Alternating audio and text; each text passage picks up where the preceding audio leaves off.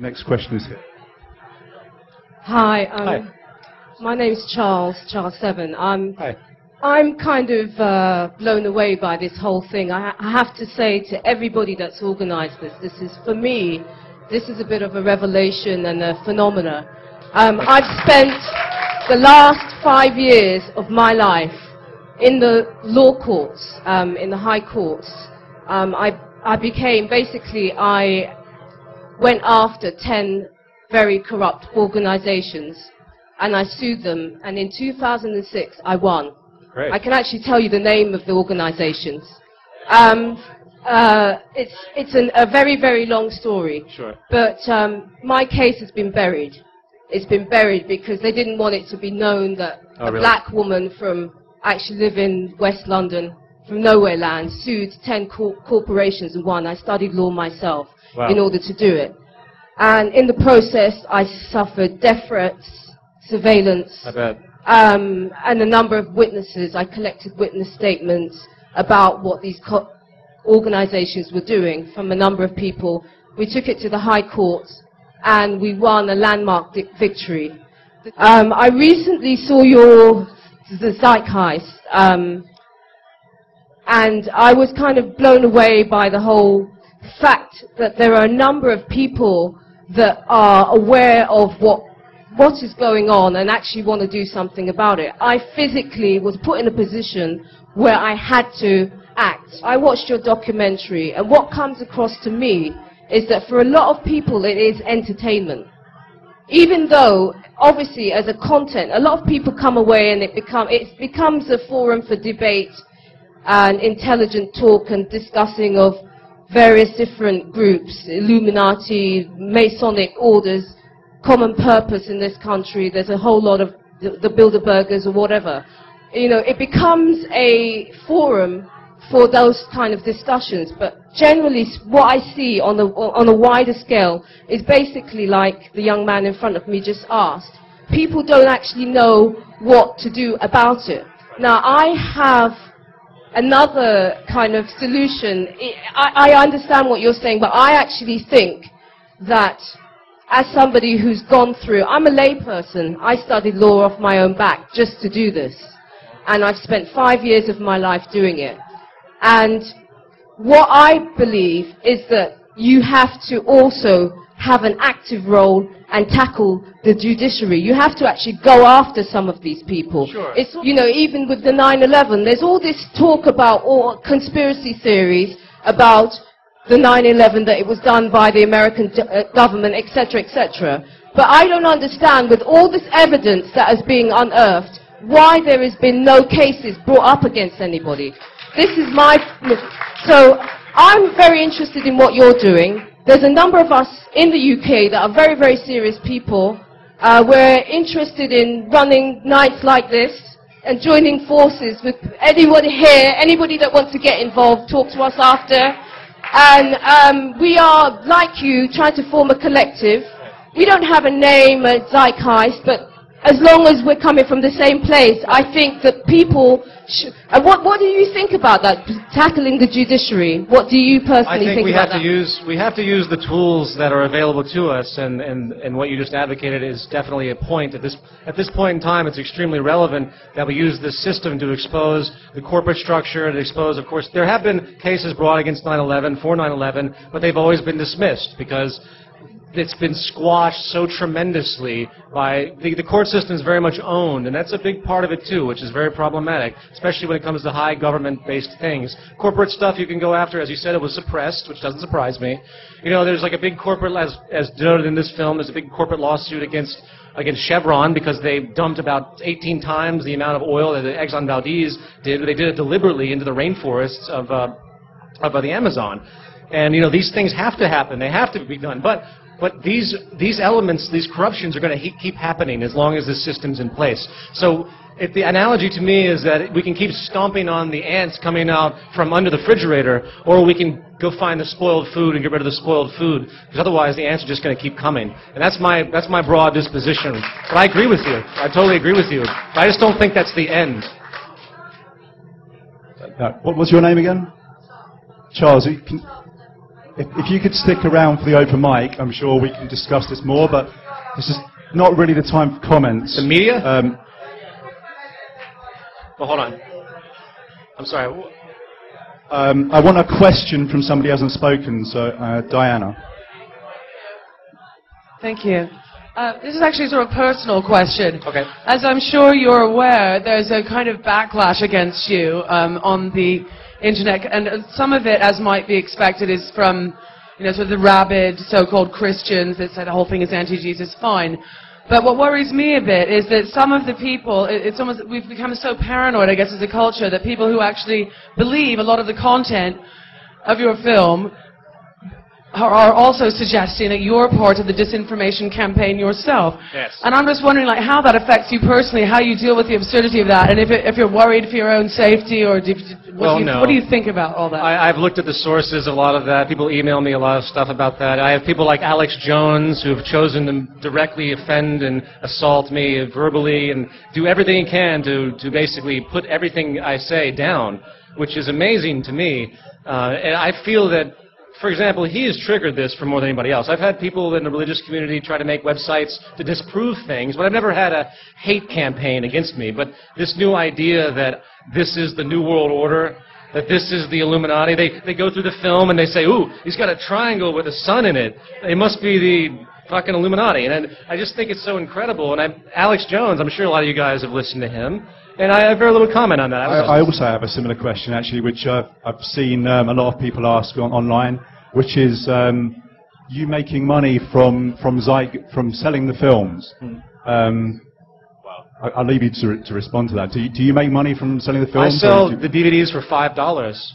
I put the thing online for free the day the first one came out. The second one came out. The first one was actually a free production I did in Lower Manhattan, and I had no idea that I would ever get any interest.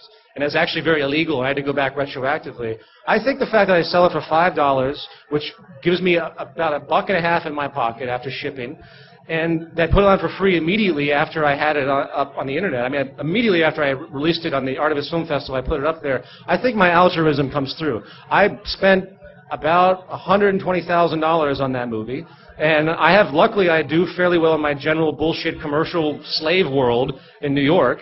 So I'm willing to sacrifice that, and I'm not poor. I'm going to hopefully make my money back through time with this because it gets popular. But I think it's altruistic enough. Anyone who thinks I'm trying to make money off of it, I don't think they get the larger picture. Obviously, I have to make some kind of money because I have to live too. So yeah, I think anybody who says that really doesn't understand the costs of making a good film.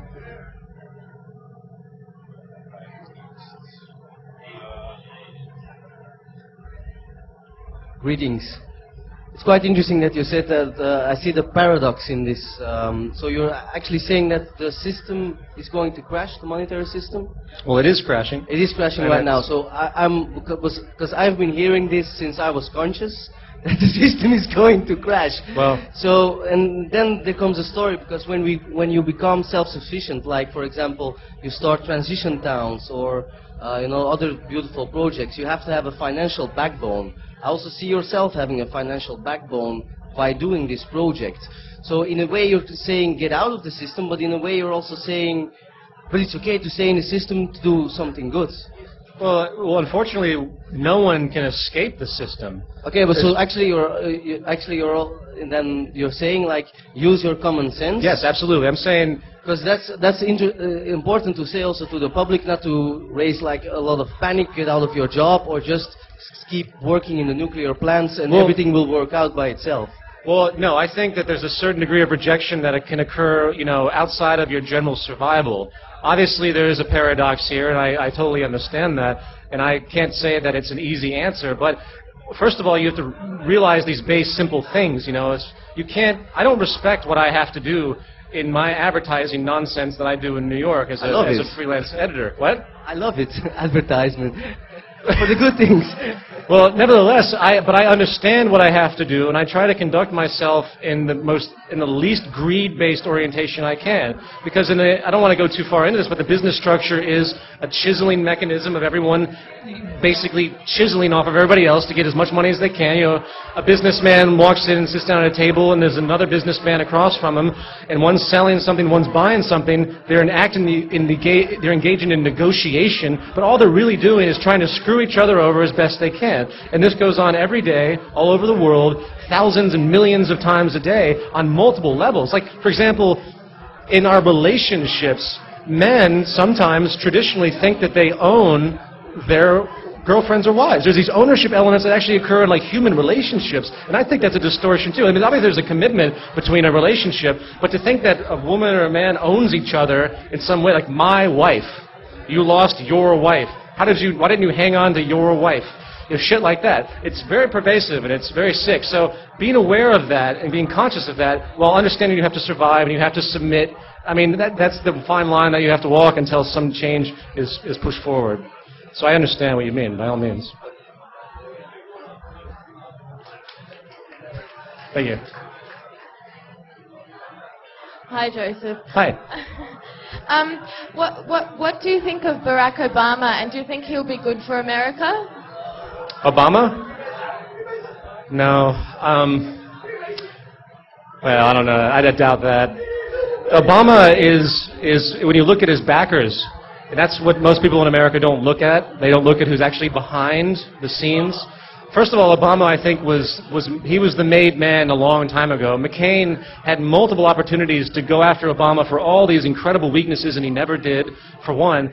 Two, Obama crushed McCain in his overall financing. As I say in Zeitgeist Addendum, the more money you have, the more media you're going to get, the more money you have, the higher your odds.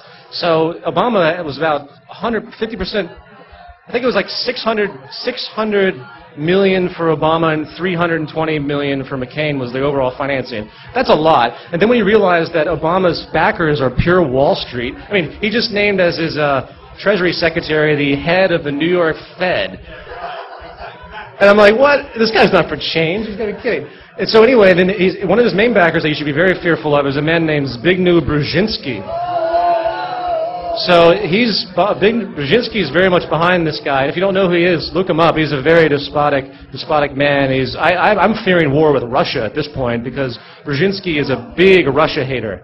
And he has been after Russia. He was the one that started the Soviet-Afghan war that finally led to the actual collapse of the Soviet Union, the final collapse. It was Soviet-Afghan war. He's the one that instigated, he's the one that funded the Mujahideen, which became Al-Qaeda. He's the one that did all of that. So I wish Obama was what he said he was, but he's not. I'll believe the change when I see it. No. Yeah. What's that? Who? Oh, he did? Did he really? I didn't even know that. Oh, that's unbelievable. Of course he's going to win. He's got he was saying that there was a 30-minute TV commercial on all the networks apparently in the States. I missed this. I don't have a television, honestly. But, yeah, 2 nights before the election. So they've been positioning him for a long time. They knew, first of all, if you look at the statistics, they knew a Democrat was going to come in office because this black and white paradigm that people use, all the Republicans have destroyed so much, the Republicans, have destroyed so much in this particular administration, in Bush, that it was a 9 out of 10 chance that a Democrat would be put in position because that's how this mass psychology works. They oscillate back and forth depending on the behavior of the prior president. And of course, the lowest rated president since Nixon was George Bush, the Nixon administration for Watergate, if you're familiar with that.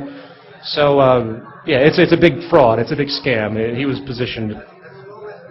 So I'm just going to take a couple more questions from people who haven't spoken yet. Sorry. What's that?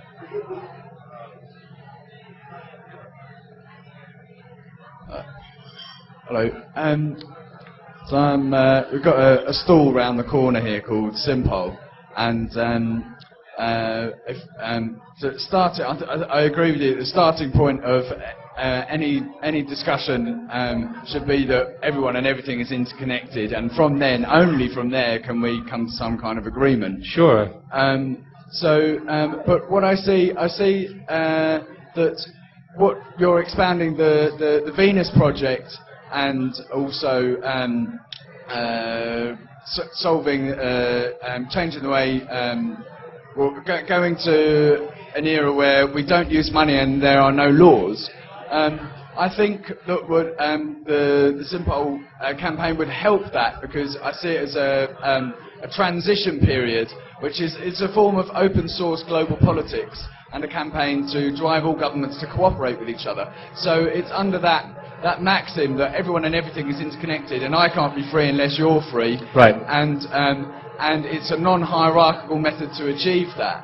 And I could see that it would complement the Zeitgeist Addendum film.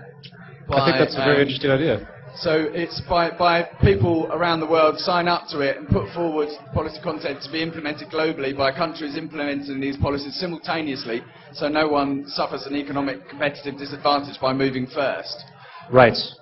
So and so by joining it, you put yourself on equal footing with other people around the world, and therefore it breaks down barriers of stupid ideas like, oh, we're different, or I can't think of any stupid ideas at the moment. But so yeah, I'd like to invite you to my stall afterwards and have a chat with you about that. And I've got a book I've written. Okay, all right, sure. I think that's in theory what you're saying is fantastic. How it would actually play out, given in the existing political structure and the monetary system, I'd be interested to consider that. We expound monetary reform is one of the policies put forward by our supporters, where we say that money should be issued into the system interest-free by social institutions, rather than by private banking institutions that have a privilege of issuing the money into the system. There's many corrective measures that can be made in the current monetary structure to help things. But I think in transition, that should happen, and I totally agree. But we can't get lost in that, because we have to move forward. But I totally agree with your ideas. I think you very eloquently described the enormous flaws in the financial system in America, in the world, the way we think, materialism and so on. You applied a very exact and a very elegant science to it. In the last part of your film with the Venus Project, it's a science, but I'm not sure it's that exact a science. I don't think that the answers that we're looking for can necessarily be described on a stage by you right now or by anybody else. They may be things outside of our current way of thinking. Well, obviously. Has that occurred to you?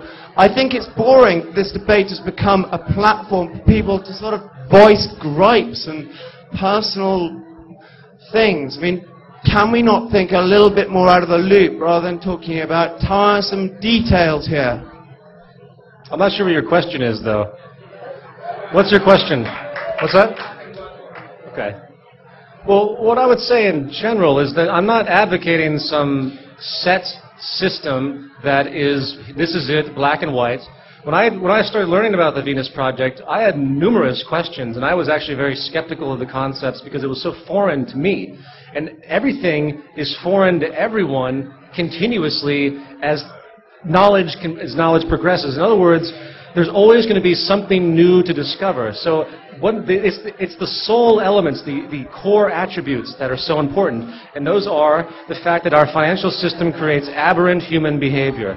Not only psychologically, but structurally, because structurally it's completely manipulative. So you're only as free as your purchasing power will allow, for one, and then you're always in debt, so you're always a slave to the corporate system, for two, because the only way money can be created is out of debt. So you have to get rid of the financial system as a whole. Even if you did something like got rid of interest, which I agree in transition, it still doesn't remove the problem of people competing and taking from each other constantly. You have to get rid of it. You have to have a system that's designed for humans to live together, and our current system is not designed that way. So until we do that, and that's the broad spectrum, that's the core element, and we should all think independently and in novel ways and contribute together to come up, because if we all thought together, it'd be unbelievable what we could do, because there's so many minds at work. I think the benefit.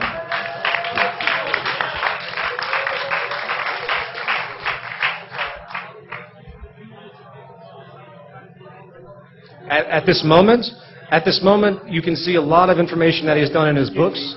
There are certain things that are very, very complex, and I've actually talked to him that he does not release because he thinks they would be used for destructive purposes in his genius, because he has so many ideas that are so amazing. He's been ripped off his whole life.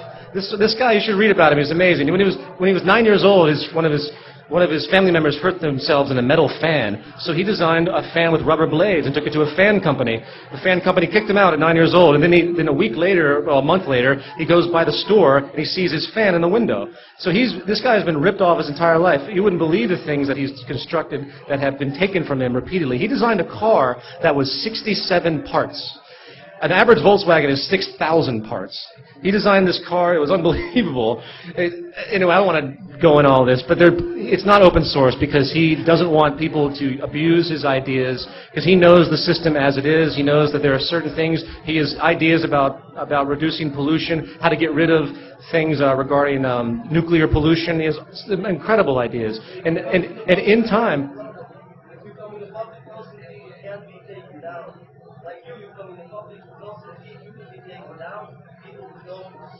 Right.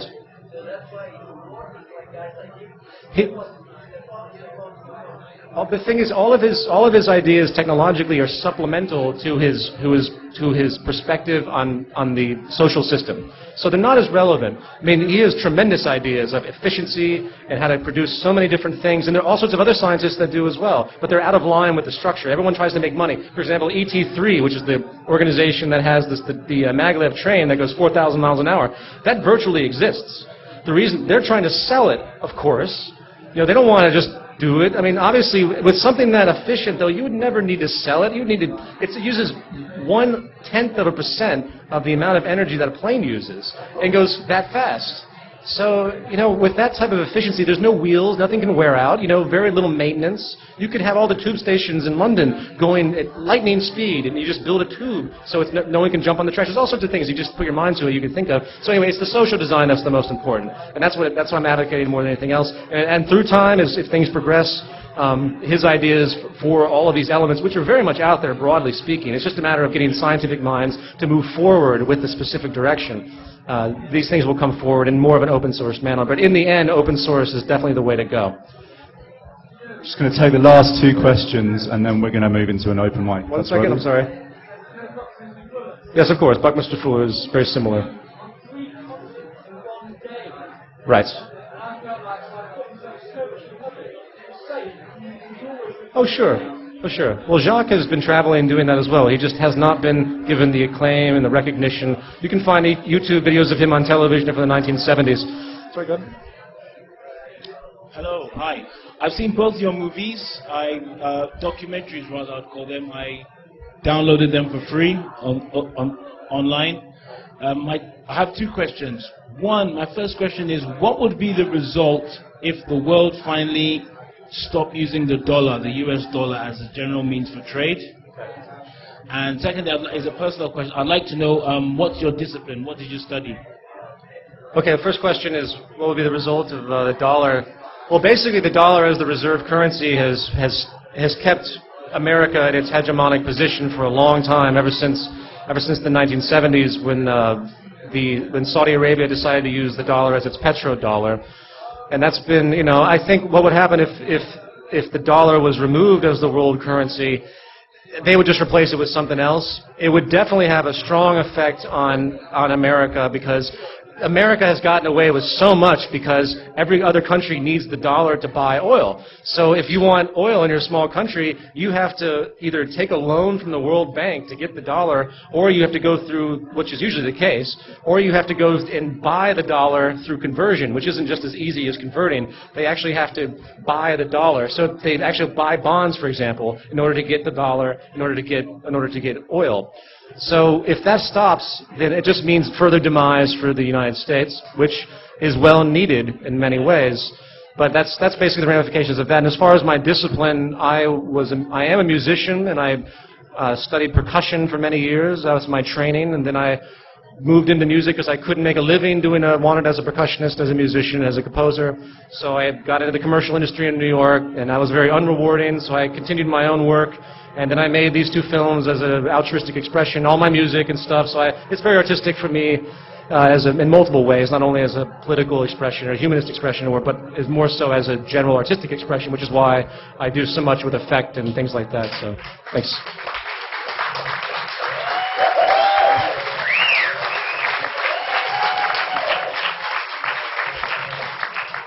Thank you. Hi there. Is that it?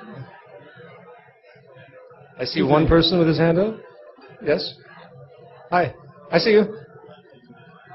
I've just got like one question. Have you taken into account the effects of automation, like increasing technology, and therefore increasing the radio frequency and electromagnetic interference through the entire planet?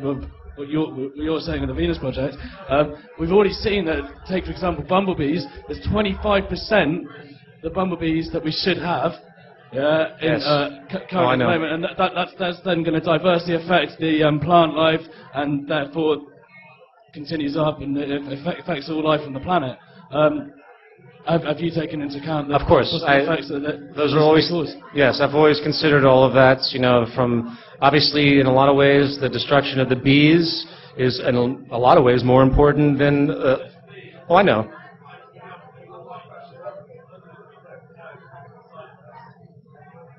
Right. Well, there's so much environmental destruction. There's so much destruction on so many levels. The pollution in general from noise and frequency pollution. Like, we have so many things moving around our brains that have never been tested to understand what the real ramifications are. And then, of course, you know, there's so many attributes to it. And the fundamental point is that you can attribute the great majority of these issues to the monetary system because it's coming out of a corporation that wants to cut corners, doesn't do thorough testing, and wants products out for money, or they pollute. You know, Monsanto, companies like this, they use all sorts of crazy stuff and they destroy the environment. And it's so vast how bad things really are on so many levels. And I really think the monetary system and the profit system is to blame more than anything else. So, that's it. I think in your film you essentially said that any solution that would be possible to solve things like electromagnetic pollution wouldn't be solved unless there was some profit to be made from it. So potentially there are ways to solve that, like those orgone generator type things, possibly. I mean, there might be loads of technology out there to deal with electromagnetic pollution we just don't know about because we can't make money from them. I completely agree. I just wanted to kind of point out one thing that seems quite clear to me from seeing Peter's film, is that a lot of people have been asking what the solution is and saying what he, as a leader or as a guide, can give us. But really, it comes down to this idea of us being leaders ourselves.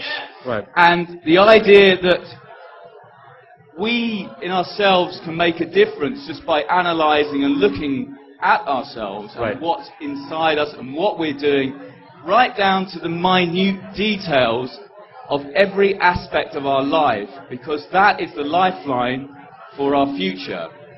And it's not about how we're going to change society and what we're going to build and fast trains, really. It's about us, because that's the only thing that we really know, and that's you. And the change in you is our future, and our future for our children. Right. And exactly. And I know Brian wants to say something, but I just want to personally thank Peter for coming all this way to America. He really is a champion of I don't know what the cause is, but he really is a champion for us all.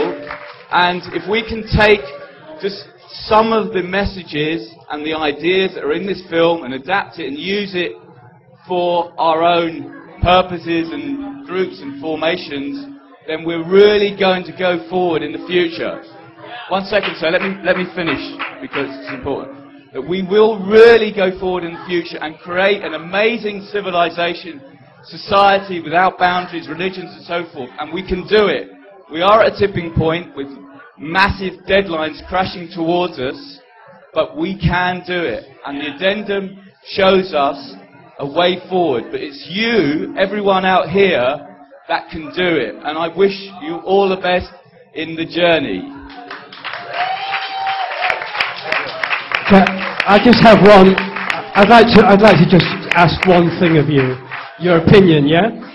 Because it was stimulated by what you said about Barack Obama being selected, right? And maybe that's true, maybe it's not true. I was a great supporter of Barack Obama, the whole campaign. And the reason why is because as an animal, I could smell an animal that I felt was in good shape, was healthy, right?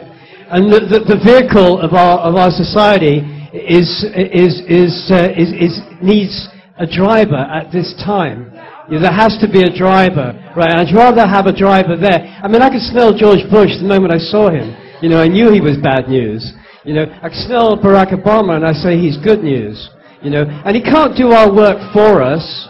He's a lens through which we can focus our action. But what I'm concerned about, if we tear down the good people, I don't want to see society crash in a way where there's marauders in the streets and women being raped and kids starving and all the terrible things that happen when a society breaks down. Yes, I'm glad it's breaking down, but I don't want it to break down in a totally chaotic way.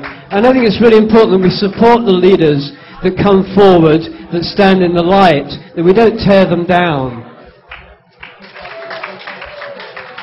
No, I completely agree. I completely agree. I don't want to see blood running in the streets or anything like that as well. I do believe that the breakdown is a natural culmination that people need to understand and that people need to use in their awareness and their waking up of what's actually happening. I think that it's for every instability creates change, and this instability is going to have very strong ramifications. I got to tell you, I don't think Barack is going to help much of anything. What he's going to do is going to continue to bail out the larger establishments. I think he'll be a little bit nicer. He's going to look a little bit cleaner. He's going to be better. I think it's very awesome in a poetic sense that there's a non-white person in the White House. That's great. But as far as the actual relevance of what his backing is, of what he is, and of what I think is going to happen over the course of his administration, of what I think Barack will actually do, and again, I hope I'm surprised. I think you're going to see a lot more of the same. It's just going to be a little bit more tame. They're not going to start invading places for a while. They're not going to do anything. They're going to try their best to get a hold of the destabilization that's occurring. But there's only so much they can do. The system is out of his hands. There's really nothing he can do except renovate the system from top to bottom, which he is not going to do. I mean, this collapse is of its own accord, and it's been happening for a long time. It's contrived in one sense, and it's a natural culmination on the other. I don't believe in the conspiracy theory that it's one big contrived thing and they're trying to take down everything, like pushing a button.